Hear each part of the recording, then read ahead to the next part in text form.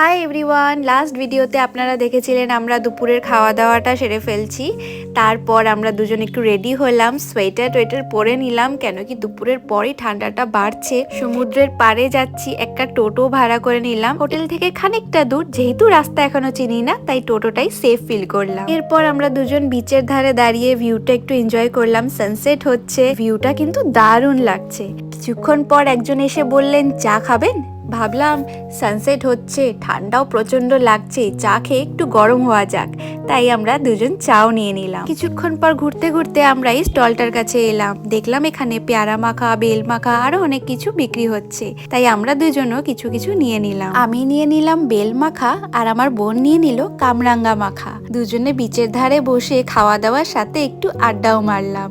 আর তারপর অন্ধকার হওয়ার পর একটু আশপাশটা ঘুরে দেখতে এলাম। ঘুরে টুরে আমরা হোটেল রুমে ফিরে যাব।